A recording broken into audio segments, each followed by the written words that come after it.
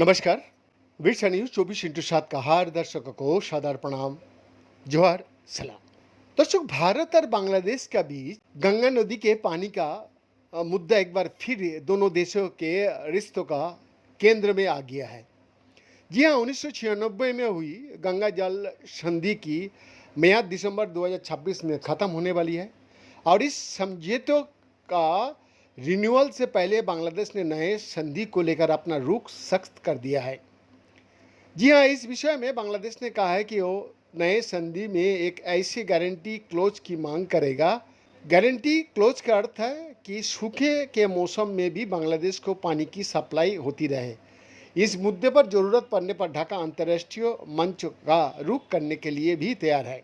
दर्शक, इस विषय में बांग्लादेश के जल संसाधन मंत्री शादुद्दीन चौधरी अनी ने मंगलवार को ढाका में गंगा जल संधि रीनेगोशिएशन के मुद्दे विषय पर आयोजित एक सेमिनार में ये बात कही है। एक कार्यक्रम Bangladesh institute of law and international affairs ने आयोजित किया था। दर्शक, भारत और बांग्लादेश के बीच 12 दिसंबर 1996 को गंगा वाटर शेयरिंग ट्रीटी हुई थी। इसे तत्कालीन प्रधानमंत्री एच.डी. देवेगौड़ा और बांग्लादेश की प्रधानमंत्री शेख हसीना जी ने साइन किया था। ये समझौता 30 साल के लिए हुआ था। दिसंबर 2026 में ये समझौता समाप्त हो रहा है। दरअसल इसका मुख्य उद्देश्य सूखे या कम पानी वाले मौसम में फरक्का पर उपलब्ध गंगा का पानी को भारत और बांग्लादेश के बीच बांटना है। ध्यान देने वाली बात यह है कि ये समझौता पूरी साल के पानी के बंटवारा का नहीं, बल्कि मुख्य रूप से 1 जनवरी से 31 मई का लीन सीजन का है।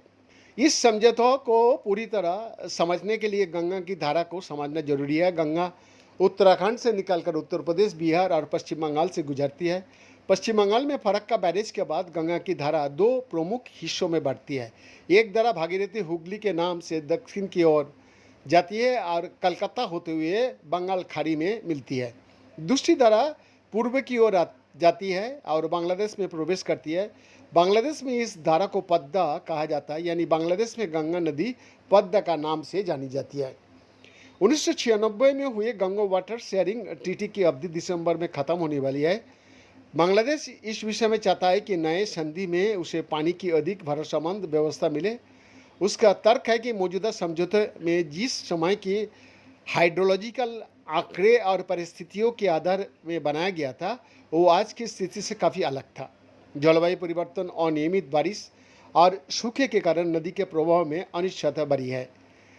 अनी ने मंगलवार को कहा है कि ढाका समझौते पर फिर से बातचीत करने के लिए तैयार है और उन्हें उम्मीद है कि अगले महीने संयुक्त राष्ट्र में प्रधानमंत्री तारिक रहमान बांग्लादेश का पक्ष मजबूती से रखेंगे। बीएन का एक्सक्लूसिव रिपोर्ट।